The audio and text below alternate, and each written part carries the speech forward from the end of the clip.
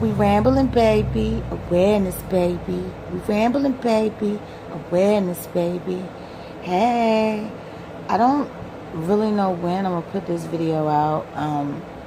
Being that we planning the vacay. Well, we're not planning it. We know exactly where we're going, but we celebrating some birthdays: the 17th, the 18th, and the 19th.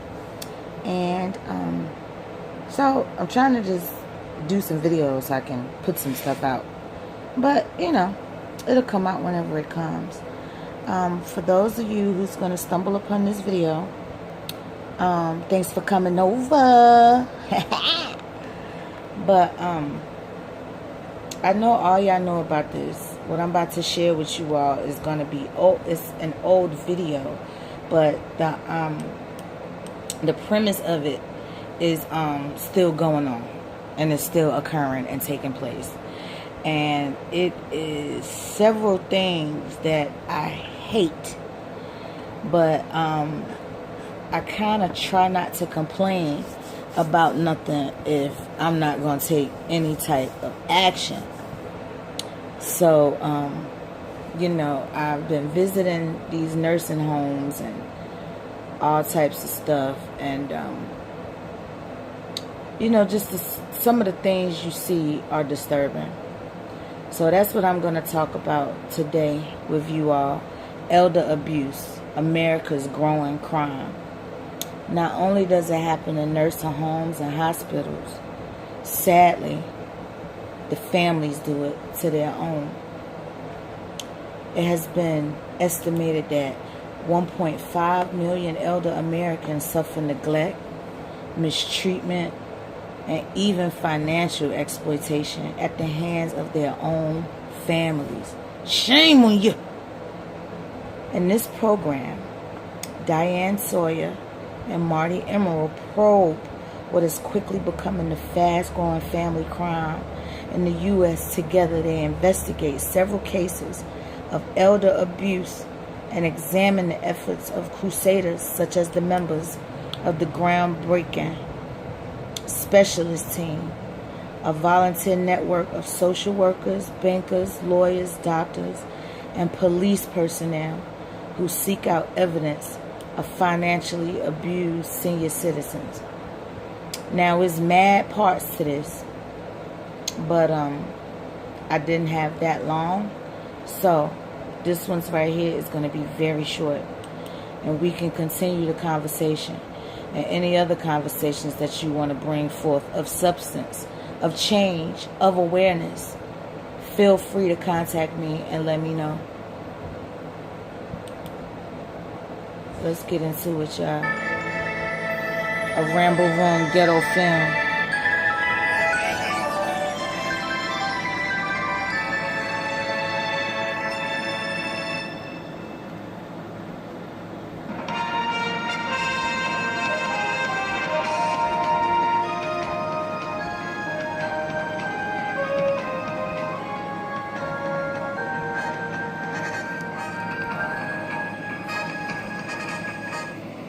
We're going to begin by telling you why this next story is so important.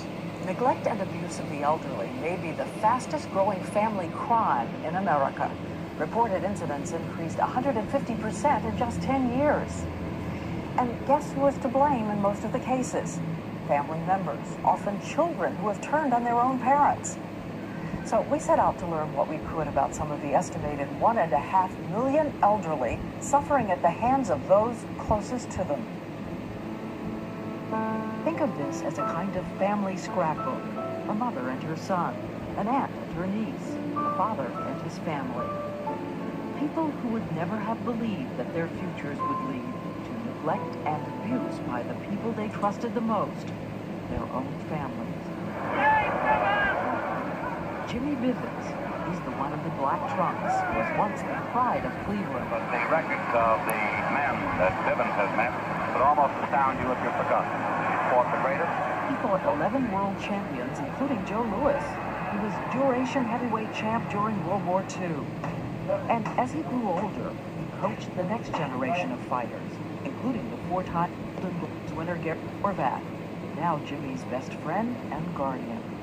Just had an A gem? I don't know where there's another story like this. I really don't. A story that starts with Bivens, seen here in a home video in 1989, was a vital, active senior, and 3 years ago went to live with his daughter Josette and son-in-law Darrell Banks. Horvath says they cut Bivens off from something experts say is a red flag of possible abuse. I've been chased away from that house for 2 years straight, verbally from Darrell. Always an excuse or an alibi. Hey, Gary, Jimmy don't want to come out today. He don't feel good. He's a little under the weather. You know, Jimmy don't want to see his boxing friends no more. Why don't you tell everybody stop coming over here? 2 years later, police were responding to an unrelated call at the home when they say they stumbled onto a sick old man in a urine-soaked blanket. It was Bivens. Police say he was incoherent, living in deplorable conditions. He had several infections, including his middle finger, which was crudely bandaged and would have to be amputated right away. Paramedic told me in 9 years of being a paramedic, he never saw anything so horrible, like Jimmy's finger was wrapped and smelled and looked. They didn't care about him. They left him up there to die. The energetic, aging fighter had become an emaciated, helpless man, while supposedly in the care of his family. Prosecutors are still investigating Bivens' daughter and son-in-law for possible fraud involving the sale of Bivens' 2 homes and his pension checks. But Darrell Banks is already in jail, charged with neglect. And what about Bivens' daughter, Josette, who insisted to us the police had exaggerated her father's condition? Charges against her were dropped after Bivens refused to say a single critical word. I think I got by. You know, you gotta live and learn. Jimmy's a very proud man. He will not elaborate on, you know, what happened to him. I think the Lord didn't let nothing happen to me, that's all. It's a huge problem. Michael Bradbury is the district attorney for Ventura County, California, and a crusader on the issue of elder abuse. Yes. He says often in cases like Bivens, the elderly are in denial or not competent or able to complain. The victims are terribly embarrassed and don't want to talk about it. They don't want to admit that their son, their daughter, would do this to them. So the truth about what really happened to the victims often stays secret behind closed doors, not unlike child abuse. We've seen beatings. We've seen them burned. We've seen them psychologically abused by threats that they'll be put in a nursing home. The abuse is limited only by one's imagination. And it's not just physical abuse. Regarding the stocks and bonds, Detective Chio Reyes and his partner Dave Harnett follow the trail of children driven by greed. do you have any indication from them? They are part of Los Angeles, Fiduciary Abuse Specialist Team, or FAST. It's a mostly volunteer network of social workers, bankers, police, and doctors trained to look specifically for clues of financial abuse among the elderly. It was the first of its kind in the country. And they say 80 to 90% of the time, the person conning the parents is in the family. Do we know how much money we're talking about? Detective Reyes and myself have recovered over $55 million. So that should be some indication of what we're talking about. We're talking about billions, I would say. We're going to ask you some questions on what's going on with your finances. Today, Reyes and Harnett are visiting a retired professor they suspect is being ripped off. I don't know how much, if any, was taken out. It's soon clear that the man who once taught college history is somewhat confused. As part of a competency exam, they ask him to draw a clock. Okay, now you want to put the hands in to make it look like 11:10. This is his version of 10 minutes after 11. It turns out his daughter, Carol, was sending him fake bills like this one, and he paid them. In all, police say she took more than $34,000 from her father. But not anymore. Because of the FAST team's investigation, Carol Fishoff was charged with theft from an elder and is now serving time. And 85-year-old Luella Kirk also fell victim to someone she loved.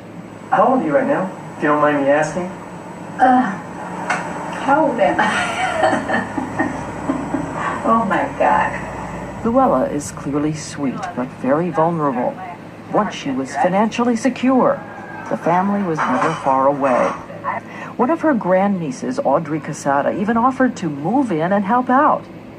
But instead, prosecutors say, within a year, Audrey sold off her great-aunt's property worth more than $200,000 and kept the money for herself, leaving Luella homeless. Molly Minares, Luella's niece, decided the only thing to do was call the police. How do you get the courage? Because, Diane, if my son or daughter did something like this, I'd do the same thing. I would. It's wrong.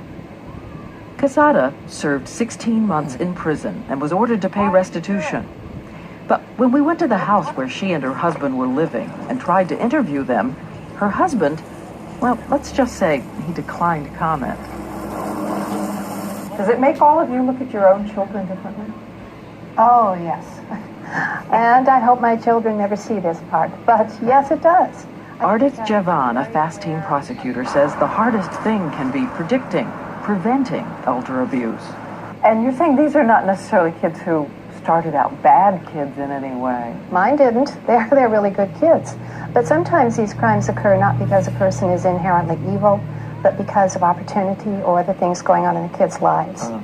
Javan says the kids sometimes justify what they're doing by saying they were going to get the money eventually. We found people who were upstanding members of the community, active in their church, doing a good job raising their children, and still they were abusive to their parents or grandparents. So it's difficult to understand what the psychological aspect of this is. Consider the case of Trixie Gross. How close were you to your mother? As close as a son can be to a mother, I guess. Daniel Gross certainly seemed like the ideal son, a popular and respected high school principal. He helped care for his aging mother for 20 years. He and his wife and 4 children lived upstairs in this suburban Charleston, South Carolina home. His sister Mildred lived downstairs with their mother, who the family said had bouts of schizophrenia and had been bedridden for 10 years. Mother was a very warm, kind, wonderful person when she wanted to be, and then at times she was not such a wonderful person. There's not so much what I saw when I first got there was the smell when I first walked in the front door. It was just god-awful smell. Detective Bill Kelly, who knew Principal Gross, was called to the home when 91-year-old Trixie Gross died. It's our responsibility to take care of. He says elder abuse is hard to fathom, particularly this case and what he found. The coroner's report spells out the details. Dirty, filthy, soaked bedclothes. Bobby pins that had been under her so long some were embedded in her body. Long toenails. Several open sores, including the largest, 3 to 4 inches in diameter, with her spine bone visible. She died, doctors say, of sepsis from an infection from the bedsore. You take a look at the coroner's report. Severe malnutrition, sepsis, severe dehydration, improper hygiene, infections, her spine exposed. All of these horrifying things when you look at it now. What would you say about the people who let this happen? I would say that yes, Mother was neglected. Yeah, I have to take the blame because I didn't see it coming. I saw my mother going downhill. You're really saying you just didn't notice any of this? You didn't notice it? Did not. It's hard to believe, Mr. Brooks. Was it stress? Unconscious anger? Had they simply decided to let their mother die? Only the family knows the whole truth. Yeah, I can understand the stress and I can understand the frustration. What I can't understand is let your mother lay in her own feces and die. Randy Thomas teaches about elder abuse at South Carolina's Criminal Justice Academy, using the Gross case to raise awareness among police who might not take elder abuse seriously. He calls it a classic case. Classic in the sense that the family did it, and maybe classic in the sense that not much happened. Daniel Gross and his wife Sylvia pled guilty to failure to report neglect. Jimmy, Sister Mildred, to neglect of a vulnerable adult. None served any time in jail. What can I say? We made some serious mistakes. And you loved your mother. Yes. Doesn't look like it. Everybody else does it. Doesn't look like it. Trixie Gross, Jimmy Bivens, Luella Kirk, Professor Fishoff.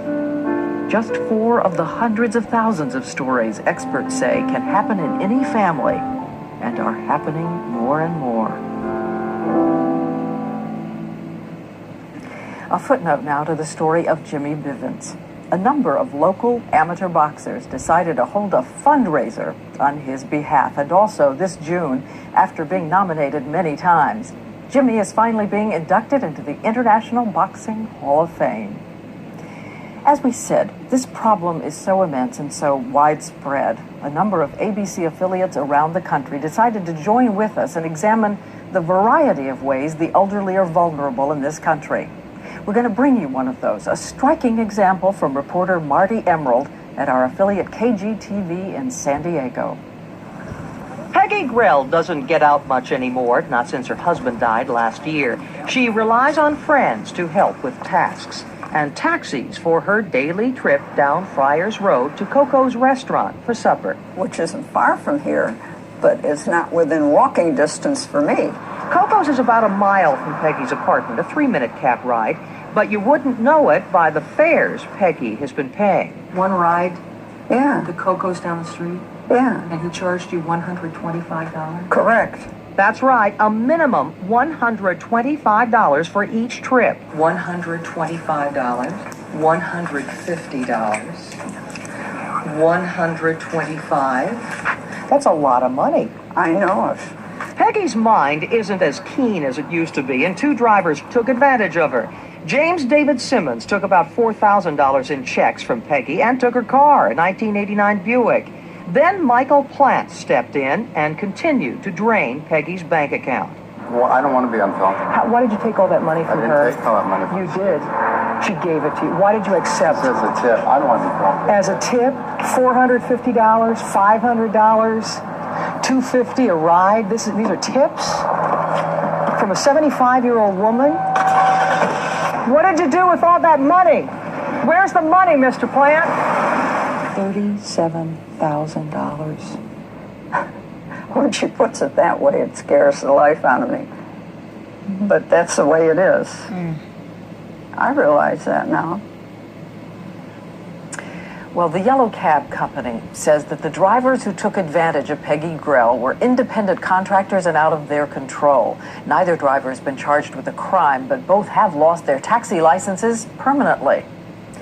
And it's worth noting that today there are 33 million people over the age of 65 in this country. But that number is expected to double in the next 30 years. So for more information on the problem of elder abuse, be sure to check our website, abcnews.com. Wow. Very sad and even more disturbing. Regardless whether greed, opportunity, somebody harboring feelings towards someone, elderly abuse is never justified. If it's happening in your family, do something about it. Or if it's happening to someone else you know, contact your local adult protective services in your area. Focus on your focus. Keep being great. On that note, I'm gone.